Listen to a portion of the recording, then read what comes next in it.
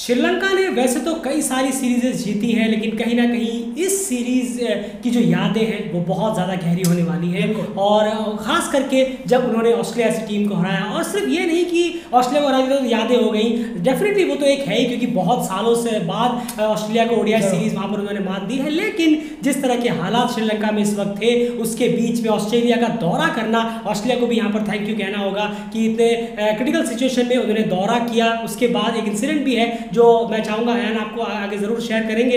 लेकिन इस वहाँ पर दौरे में आना, उसके बावजूद अपने फैंस को एक साथ करना, क्योंकि इस तरह की क्राइसिस में फैंस को इकट्ठा करना, बिल्कुल इकट्ठा करना, और कहीं ना कहीं उनके सामने बेहतरीन परफॉर्मेंस करके दिखाना और ऑस्ट्रेलिया को हराना, ये कहीं ना कहीं अपने आप में एक हैप्पीनेस शेयर करने वाला मोमेंट हो जाता है। तो बहुत बड़ी बात है कि श्रीलंका ने ये सीरीज़ 3-2 से जीती है।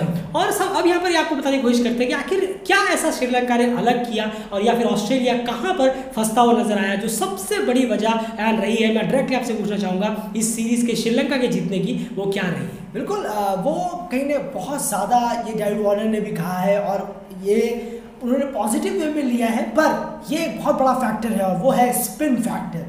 जी हाँ, स्पिन जिस तरीके से हुई है इस थ्रू आउट द सीरीज़ में हमने देखा, जिस तरीके से ऑस्ट्रेलिया के पास लैक हैं स्पिनर्स, बिल्कुल ही स्पिनर नहीं है। एस्टन हैगर इंजर्ड है और एडम जाम्पा अवेलेबल है नहीं। वहीं पर श्रीलंका की तरफ देखिए तो 5 स्पिनर उस टीम में मौजूद है, और 5 स्पिनर वो भी क्वालिटी के हैं। Off spinner, right arm spinner, China man, इस तरीके के बॉलर हैं, तो सारी वैरायटी यहाँ आ जाती है। वहीं पर लेफ्ट आर्म स्पिनर है, तो ये सब देखने में मिलता है। पर वहीं ऑस्ट्रेलिया में भी बहुत लैक है, और ऑस्ट्रेलिया जो नेट प्रैक्टिसेस भी करता है, वो विकेट नहीं मिलती उन्हें जो वो मैचेस में जब वो खेलते वक्त उन्हें वो मिलती है। और ये बात डेविड वार्नर ने कही है अपने रिसेंटली इंटरव्यू में ही कि हम जहाँ प्रैक्टिस करते हैं वो टर्फ अलग है, और जहाँ हम मैच खेलते हैं वो टर्फ अलग है। बिल्कुल, तो यहाँ पर कहीं ना कहीं स्पिन वर्सेस ऑस्ट्रेलिया में ऑस्ट्रेलिया हारता हुआ नजर आया, इसमें कोई दोहराई नहीं है। और एंड इसमें एक चीज़ और है, डेफिनेटली यहाँ कहना होगा कि श्रीलंका के बैटर्स को भी थोड़ा क्रेडिट देना होगा, जिस तरह से उन्होंने परफॉर्म करके दिखाया है। कई सेंचुरीज यहाँ पर लगी है।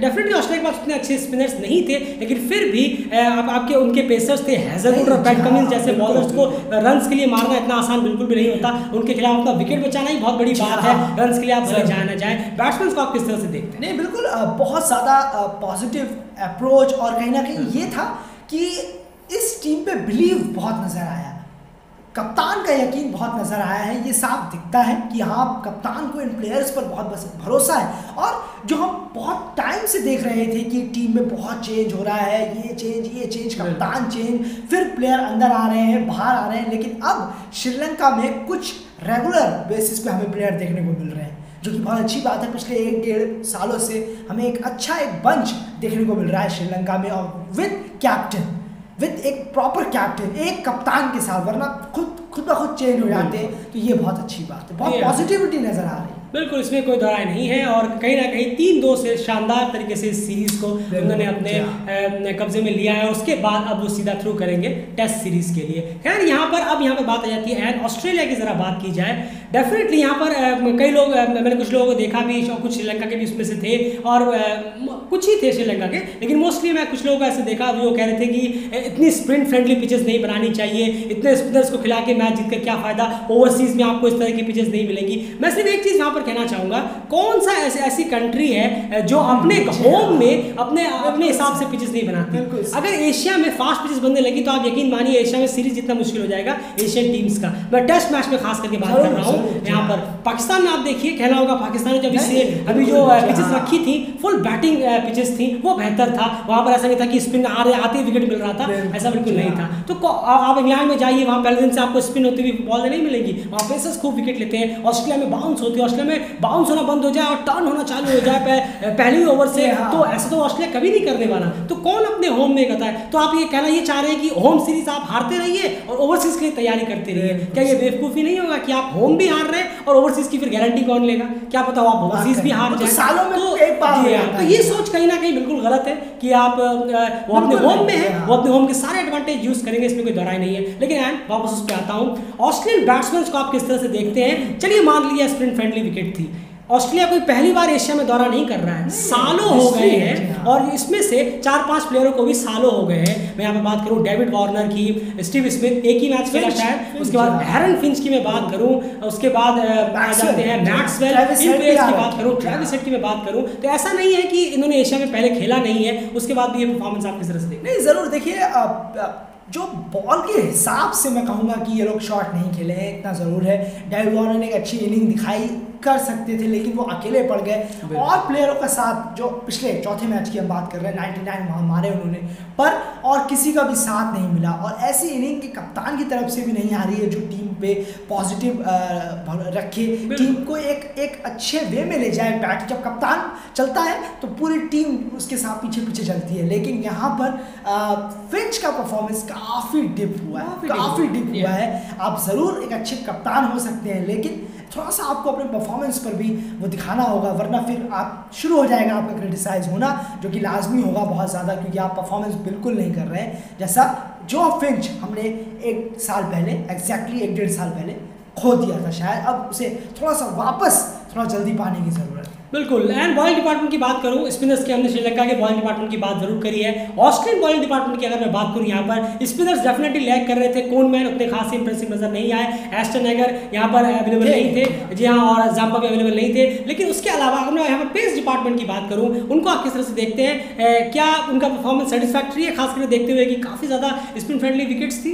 नहीं देखिए, यहाँ पर कप्तानी की भी कहना होगा थोड़ी सी गलती क्या कहें, वो लेके आए थे पर अब स्पिनर ही चोटिल हो जा रहे हैं तो क्या किया जाएगा, पर थोड़ा सा और बैकअप लेके आना चाहिए था, मैं इतना ही कहूँगा। लेकिन पेसर्स ने बहुत अच्छा काम जरूर किया है, बहुत ज़्यादा जो है ड्राई कंडीशन है, बहुत ज़्यादा यहाँ जो पसीना है वो निकलता है बॉडी से, गर्म मौसम रहता है, ये बहुत ज़्यादा है, तो उसमें भी बहुत ज़्यादा जो अपना एक 100% देना है पेसर्स की तरफ से ऑस्ट्रेलिया की, वो काबिल तारीफ है और वो हम चाहेंगे कि वो टेस्ट सीरीज में भी कंटिन्यू रहे। नाथन लियोन, वहाँ बहुत बड़े स्पिनर आ रहे हैं, खैर इस जनरेशन में वन ऑफ द ग्रेट है, पर पेसर्स की तरफ से बहुत टेस्ट होगा, वो टेस्ट की बात अलग है, पर यहाँ पर अच्छा परफॉर्मेंस पेसर की तरफ से हुआ है, स्पिनर की वजह से ऑस्ट्रेलिया, और बैट्समैन की वजह से तो हारा ही हारा। बिल्कुल, तो कहीं ना कहीं ओडीआई में ये लगातार अब दूसरी ओडीआई सीरीज हार हो गई है। पाकिस्तान से ऑस्ट्रेलिया को पहले हार मिली ओडीआई सीरीज में, और अब यहाँ पर श्रीलंका के खिलाफ भी उन्हें हार का सामना करना पड़ा है। ओडीआई में परफॉर्मेंस कहीं ना कहीं डिप जरूर कर रही है। बिल्कुल, एक चीज़ यहाँ मैं आपसे जरूर जानना चाहूँगा कि दुनित वेलालगे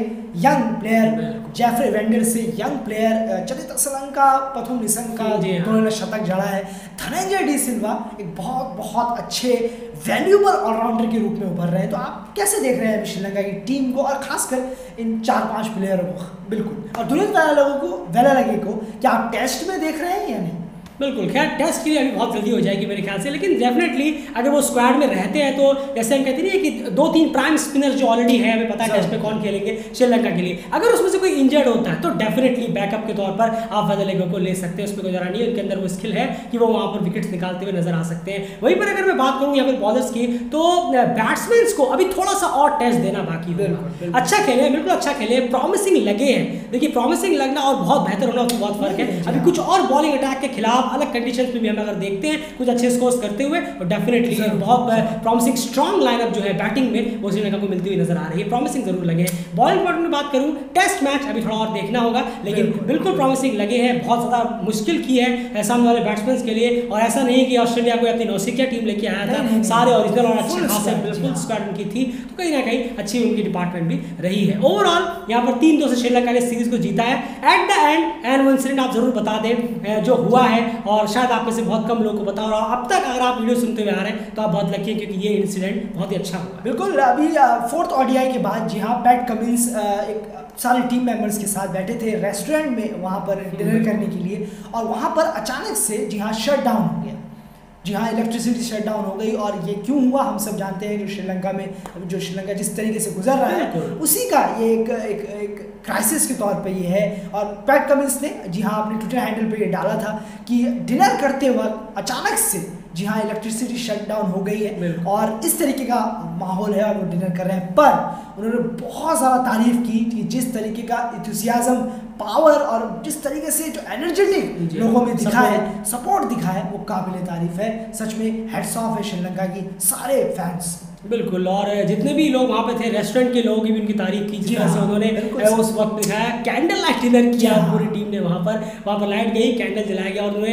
ऐसा नहीं कि वहाँ पर प्लेयर्स भी, यहाँ पर ऑस्ट्रेलियन प्लेयर्स को भी सपोर्टिव कहना होगा, ऐसा नहीं है कि वो फ्रस्ट्रेट हो गए या फिर गुस्सा हो गए, ऐसा बिल्कुल भी नहीं रहा। कैंडल जला और वो लगातार अपने डिनर को कंटिन्यू करते रहे। तो खैर ये एक इंसिडेंट था। तो कहीं ना कहीं उम्मीद करेंगे कि ये खुशी का माहौल लेकर आया होगा श्रीलंका के लिए, और सारे एकजुट हुए और इस सीरीज को जीता। बहुत ही ज़्यादा एंजॉय, कांग्रेचुलेशन श्रीलंका को एक और बार ये ऐतिहासिक सीरीज जीतने के लिए, और इससे बेटर मोमेंट और कोई नहीं हो सकता था। इसलिए मैंने कहा कि ये सबसे यादगार ओडीआई सीरीज विन में से एक होने वाला है श्रीलंका के इतिहास में। अगर आप कहें वर्ल्ड कप जीतने के बाद वाला मोमेंट, तो भी आप कह सकते हैं कि वर्ल्ड कप सबसे बड़ा मोमेंट उसके बाद ये रहा होगा। फिलहाल इस वीडियो में